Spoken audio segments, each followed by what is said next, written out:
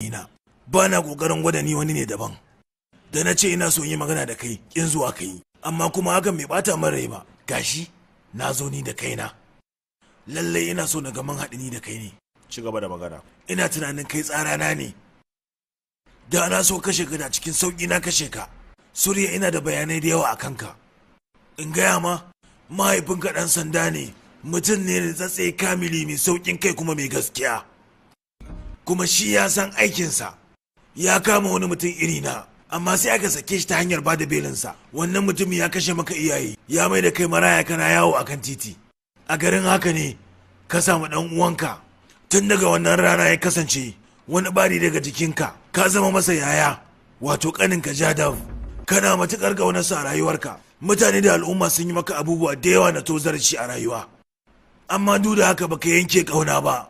Ka kafa ƙungiya tare da wasu ƙananan yara marasa ƙarfi. Wata rana sai gashi ka gano wanda ya kashe maka iyaye, wato Yadav, ka kashe shi a bainar jama'a. A wannan lokacin mutane da yawa suna tsoron Yadav, saboda kashe shi da kai mutane suka fara kallon ka a matsayin mai taimakon su. Goyon bayan al'umma da kake da shi yasa 'yan sanda suna tsoron ka.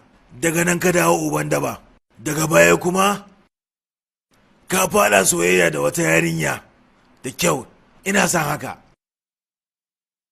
Wannan shine kundinka. Firoz, shin ka ɗauka cewa mutanen Indiya ba su iya ajiye kundi ba ne? Sunanka na gaskiya Faruk ne. Akwai wani lokaci da ka kasance kai karamin barawo ne a Lunda Bazar da ke Karachi, saboda tsaban son kuɗi kuma ka sai da kanwarka. Daga baya ta gagare ka shine ka kashe ta, aka kai ka kurkuku. Bayan an sako ka shine ka canza sunanka, ka kuma shiga dabar Junaid. Ka samu ci gaban ka ne daga kashe mutane. Kana matukar yunwar mulki da iko, sanadin da ya sa wata rana ka kashe Junaid ka zama uban daba. Har izuwa yau duk wani wanda ya mara maka baya, daga ƙarshe sai ka ci amanarsa. Kuma ka kasance kana masifar tsoron mutuwa, shi yasa kake da mutane 100 da kuma masu gadi 40. Babban mutumi na hannun damanka sunansa Durrani.